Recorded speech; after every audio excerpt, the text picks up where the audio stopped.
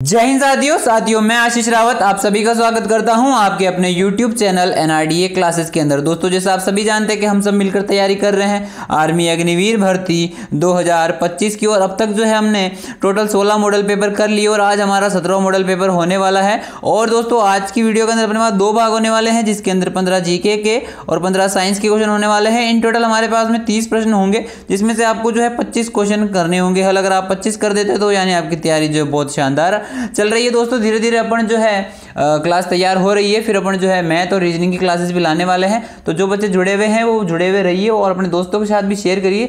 Total इस बार का जो बैच चलने वाला है फ्री ऑफ कॉस्ट चलेगा। अपन जो है भर्ती तक आपके साथ रेगुलर बने रहेंगे। तो आज की वीडियो की शुरुआत करते हैं और पहले क्वेश्चन की ओर बढ़ते हैं।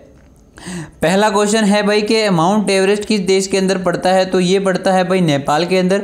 नेपाल की राजधानी जो है काठमांडू के अंदर ये है। और इसकी हाइट कितनी है? 8,848 जो इसकी हाइट है। तो ये चीज़ भी आपको याद रखनी है। हमारा बी ऑप्शन एकदम राइट हो जाएगा। दोस्तों मैं जो ये क्वेश्चन लेकर के आता हूँ ये हर बार भर्ती के अंदर रिपीटेड क्वेश्चन होते हैं, जो कि पहले भर्तियों के अंदर पूछे गए होते हैं और काफ़ी कुछ क्वेश्चन उनसे रिलेटेड भी होते हैं। जैसे पर्वत का क्वेश्चन आ गया तो पर्वतों से रिलेटेड जो जितने भी क्वेश्चन होते हैं वो लेकर के आता हूँ। तो जो बंदा जुड़ा हुआ है वो जुड़े हुए रहिए, नो टेंशन रहिए। इन्हीं क्वेश्चन को पढ़ के हमारे बच्चों ने जो है इस बार 70+ बच्चों ने जो है रिटर्न क्लियर करा था। तो अपने दूसरे क्वेश्चन की तरफ आ चुके हैं। दूसरा क्वेश्चन अपने पास है कि नेशनल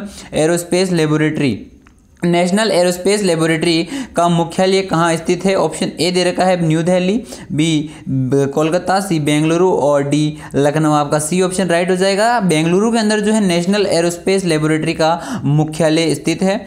ठीक है, अगला क्वेश्चन है भाई कि वाटरूल कहाँ स्थित है? वाटरूल एक जगह का नाम है, ये कहाँ पर स्थित है ये आपको बताना है। तो आपका ऑप्शन नंबर ए जो है राइट हो जाएगा। बेल्जियम के अंदर जो है वाटरूल नामक स्थान स्थित है। दोस्तों फेमस स्थानों और फेमस जगहों से रिलेटेड आपसे क्वेश्चन हर बार पूछ ले जाते हैं। आपको फेमस जगह का नाम दे दिया जाएगा, देश या राज्य का नाम पूछ लिया जाएगा। मैंने आपको से पहले भी बोला था। तो ये इंपॉर्टेंट क्वेश्चन है, तो इसे नोट डाउन कर लीजिएगा अगर आपको नहीं आया है तो।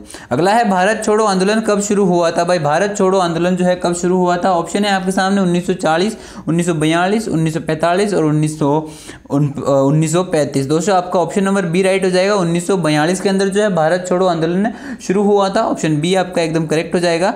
अपने अगले प्रश्न की ओर बढ़ते हैं। अगला है अमीर खुसरो किस सम्राट के दरबार में कवि थे? ऑप्शन दे रखे हैं आपके सामने अकबर, बी बाबर, सी अलाउद्दीन खिलजी और डी विक्रमादित्य। दोस्तों मैं आपको बता देता हूं अमीर खुसरो जो है अलाउद्दीन खिलजी के दरबार में कवि थे। आपका ऑप्शन सी एकदम राइट हो जाएगा। अगले प्रश्न की ओर बढ़ते हैं। अगला है हमारा कि कावेरी नदी किन 2 राज्यों के बीच में पड़ती है? ऑप्शन है ए गुजरात और महाराष्ट्र के बीच में, बी केरल और कर्नाटक के बीच में, सी कर्नाटक और तमिलनाडु के बीच में और डी केरल और उड़ीसा के बीच में। दोस्तों आपका ऑप्शन नंबर सी एकदम राइट हो जाएगा। भाई कर्नाटक राज्य और तमिलनाडु राज्य के बीच के अंदर जो है कावेरी नदी बहती है या कावेरी नदी है। ठीक है, तो ये चीज़ आपको याद रखनी है, यानी 2 राज्यों की सीमाओं से ये बहती हुई निकलती है। ठीक है, अगले प्रश्न की ओर बढ़ते हैं। अगला है हमारे सामने भीम का पूरा नाम क्या है? भीम का पूरा नाम क्या है? तो ऑप्शन ए आपका राइट हो जाएगा, भारत इंटरफेस फॉर मनी। ठीक है, भारत इंटरफेस फॉर मनी इसका पूरी फुल फॉर्म हो जाएगी। फुल फॉर्म वाले क्वेश्चन भी आपके लिए इंपॉर्टेंट होते हैं, तो इसको भी आप टिक करते हुए चलिएगा। ठीक है, अगले प्रश्न की ओर बढ़ते हैं। अगला है हमारे सामने जामा मस्जिद किसने बनवाई थी? भाई जामा मस्जिद ऑप्शन दे रखे हैं आपके सामने, किसने बनवाई थी? ए शाहजहां, बी बहादुर शाह जफर, सी जहांगीर और डी औरंगजेब। दोस्तों मैं आपको बता देता हूँ आपका ऑप्शन ए राइट हो जाएगा। जामा मस्जिद जो है शाहजहां द्वारा बनवाई गई थी और शाहजहां ने ही जो है इसका निर्माण करवाया था। ऑप्शन ए आपका राइट हो जाएगा। इसी के साथ अपने अगले प्रश्न की ओर बढ़ते हैं। अगला प्रश्न हमारे सामने है कि भाई अंबेडकर का क्या सिद्धांत था? अंबेडकर का एक सिद्धांत था जाति का अभाव। जाति का जो भेदभाव हुआ करता था उसको इसने मिटाने की पूरी कोशिश करी थी। ठीक है, इन्हें फादर ऑफ द कॉन्स्टिट्यूशन या संविधान का पिता भी कहा जाता है। तो अंबेडकर या जो है आपका राइट हो जाएगा। सी ऑप्शन जाति का अभाव जो है इनका एक सिद्धांत था। ठीक है, अगले प्रश्न की ओर बढ़ते हैं। अगला प्रश्न हमारे सामने है कि भाई अविस्मरणीय साहित्य स्वामी जो है किसकी रचना है? इन चारों में से किसने जो है स्वामी साहित्य की रचना करी थी? ऑप्शन ए दे रखा है मुल्कराज आनंद, B Harivansh Rai Bachchan, C R के नारायण और डी विक्रम सिंह। दोस्तों मैं आपको बता देता हूँ आर के नारायण ने है जो स्वामी की रचना करी थी या स्वामी साहित्य की रचना करी थी? तो आपका ऑप्शन सी जो है एकदम राइट हो जाएगा। किसने? आर के नारायण ने जो है स्वामी साहित्य की रचना करी थी। आर के नारायण, आपका सी ऑप्शन राइट हो जाएगा।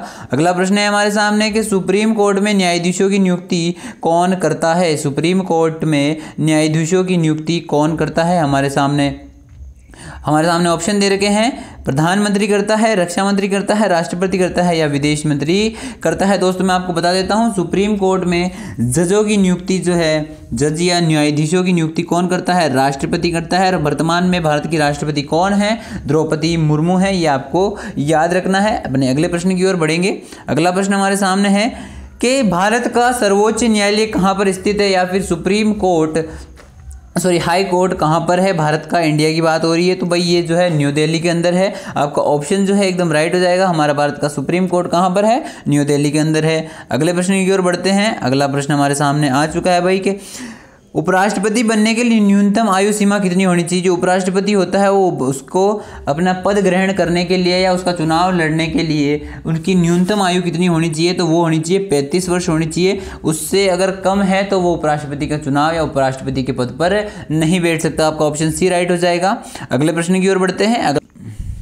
अगला प्रश्न हमारे सामने आ चुका है कि सिक्किम की राजधानी कहाँ पर है? ऑप्शन सी आपका राइट हो जाएगा। भाई सिक्किम की राजधानी गंगटोक है।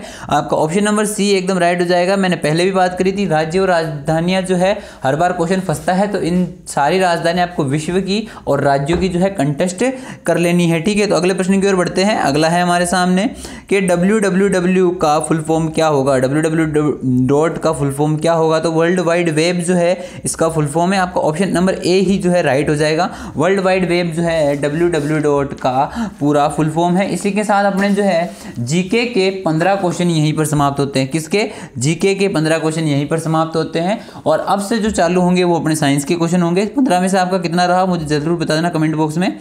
फिर अपना है 16वां प्रश्न के भाई सबसे भारी गैस कौन सी है? सबसे भारी गैस कौन सी है? तो मैं आपको बता देता हूं, सबसे भारी गैस जो है रेडॉन गैस है। आपका ऑप्शन डी राइट हो जाएगा। सबसे भारी गैस कौन सी है? रेडॉन गैस है। आपका डी ऑप्शन राइट हो जाएगा। इसी के साथ अपने अगले प्रश्न की ओर बढ़ते हैं। उम्मीद है आपको ये सवाल समझ में आ गया होगा।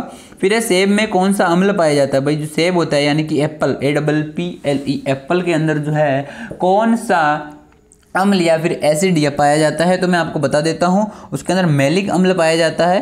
ऑप्शन सी आपका जो है एकदम राइट हो जाएगा। अगले प्रश्न की ओर बढ़ते हैं। अगला है हमारे सामने हरी सब्जियों में कौन सा विटामिन होता है? भाई जो हरी सब्जियां होती है उनके अंदर कौन सा विटामिन पाया जाता है? आपके सामने ऑप्शन दे रखे हैं 4, vitamin A, vitamin B, vitamin C या ए या सी दोनों। दोस्तों मैं आपको बता देता हूँ, हरी सब्जियों के अंदर जो है विटामिन ए और विटामिन सी दोनों ही प्रचुर मात्रा में पाए जाते हैं। आपका ऑप्शन नंबर डी राइट हो जाएगा। इसके हिसाब से आपका ऑप्शन नंबर डी राइट हो जाएगा। ए और सी दोनों पाए जाते हैं। अगले प्रश्न की ओर बढ़ते हैं। अगला है हमारे सामने सीमेंट का मुख्य अवयव क्या है? भाई सीमेंट का मुख्य अवयव क्या है? ऑप्शन दे रखे हैं आपके सामने चूना पत्थर, लेड, जस्ता या जिप्सम। दोस्तों मैं आपको बता देता हूं, जो सीमेंट का मुख्य अवयव या फिर सीमेंट जो है मुख्यतः किससे बनती होती है? दोस्तों चूना पत्थर होता है, उसे कूट के बारीक पीस करके जो है सीमेंट को बनाया जाता है। आपका ऑप्शन ए राइट हो जाएगा। जो चूना पत्थर कुछ इस तरीके का होता है, वाइट कलर का, उसको जो है कूट करके क्या करते हैं? सीमेंट बनाई जाती है। ऑप्शन ए आपका राइट हो जाएगा। अगले प्रश्न की ओर बढ़ते हैं। अगला है हमारे सामने गेंगा रोग जो है, गेंगा होगा दोस्तों, ये गेंगा रोग जो है किससे संबंधित है? तो मैं आपको बता देता हूँ, ये गले से संबंधित है। गले के अंदर टॉन्स जैसी बीमारी हो जाती है या फिर गले के अंदर गांठें बनने लग जाती है, उसे गेंगा रोग कहा जाता है। आपका 20 आपका इस क्वेश्चन का आंसर डी राइट हो जाएगा। अगले क्वेश्चन की ओर बढ़ते हैं। अगला है हमारे सामने मोतियाबिंद रोग कौन से अंग को प्रभावित करता है? भाई मोतियाबिंद जो है आंख से संबंधित बीमारी है, ये आंख को प्रभावित करता है। आपका ऑप्शन नंबर सी राइट हो जाएगा। ये आंख को इस तरीके से प्रभावित करता है कि आंख के अंदर जो सूजन वगैरह आने लग जाती है, लाल हो जाती है आंखें। तो मोतियाबिंद रोग के अंदर जो है आंख प्रभावित होती है, ये आंख से रिलेटेड बीमारी है। ये चीज़ आपको याद रखनी है।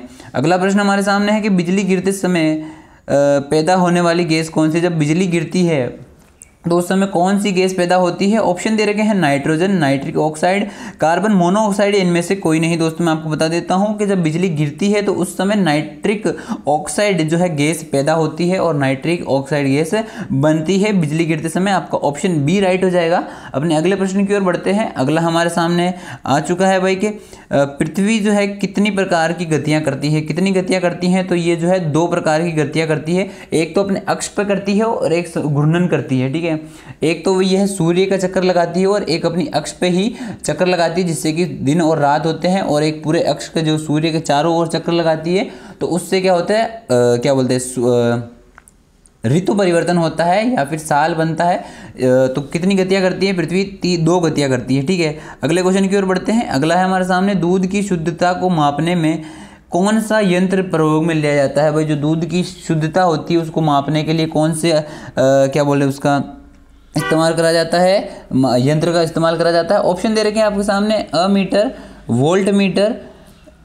ये दोस्तों ये गलत आ चुका है ऑप्शन, इलेक्ट्रोमीटर नहीं आएगा, लेक्टोमीटर आएगा, लेक्टोमीटर आएगा। दोस्तों यहाँ पे थोड़ा सा गलत हो चुका है, क्वेश्चन गलत हो चुका है। यहाँ पे ऑप्शन नहीं दे रखे सही, यहाँ पे इलेक्ट्रोमीटर नहीं आएगा, लेक्टोमीटर आएगा। दूध की शुद्धता को मापने के लिए लेक्टोमीटर का इस्तेमाल किया जाता है। किसका किया जाता है?